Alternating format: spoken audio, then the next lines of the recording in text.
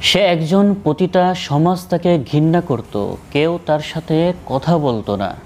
মানুষের চোখে সে ছিল এক নোংরা নাম, একটা অদ্ভুত অস্পৃষ্ট জীবন।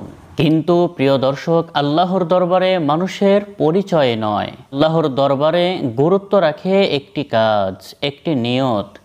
একদিন রোদে ঝলসানো দুপুরে সেই পতিতার নারী হাঁটছিল একা একা। তখন হঠাৎ তার চোখে পড়ল একটি ক্ষুধার্ত বিড়াল, পিপাসায় জিভ বের করে হাঁচড় পাঁচড় করছে, মাটিতে শুয়ে পড়ছে, প্রাণ যেন বের হয়ে আসছে, এরকম একটি অবস্থা। এই দৃশ্য দেখে সে থমকে গেল, চোখে পানি চলে এলো। এক পশুর কষ্ট দেখে তার পাথর ভাঙ্গা হৃদয়ও কেঁপে উঠল। সে তার জুতা খুলে একটি কুয়োর পাশে গিয়ে সেই জুতা দিয়ে পানি তুলে আনলো। আহা! সে বিড়ালটিকে পানি পান করালো। বিড়ালটা মুখে মুখে পানি খেলো, বেঁচে উঠল, চোখের দিকে তাকিয়ে যেন বলল, তুমি আমাকে জীবন দিলে। এই সামান্য দয়ার কাজ একটি পতিতা ও একটি বিড়াল, এই দুই অপ্রত্যাশিত চরিত্রের মাঝখানে আল্লাহর বিশালতম রহমত কাজ করলো। সুবহানাল্লাহ।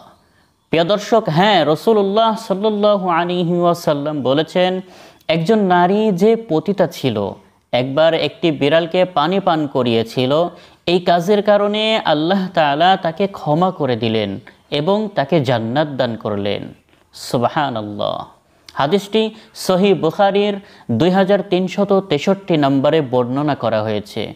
প্রিয় বন্ধুরা, মানুষ আপনাকে অবহেলা করতে পারে, কিন্তু আল্লাহ তাআলা আপনার নিয়ত আর আপনার আমলের বিচার করেন। এক পশুর প্রতি দয়া, এক মানুষের প্রতি সহানুভূতি, এই ছোট ছোট কাজগুলো জান্নাতের চাবি হতে পারে।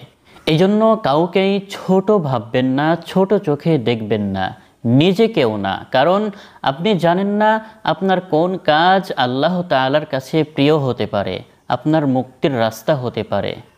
ভিডিওটি ভালো লাগলে অবশ্যই শেয়ার করুন, হয়তো কারো অন্তর বদলে যাবে। সাবস্ক্রাইব করুন আমাদের আলোর দিশারি, সত্য ও আলো ছড়াক সবার হৃদয়ে হৃদয়ে। দোয়া করি আল্লাহ তাআলা আমাদের সবাইকে তার দয়ার ছায়ার ভিতরে রাখুন। আসসালামু আলাইকুম ওয়া রাহমাতুল্লাহ।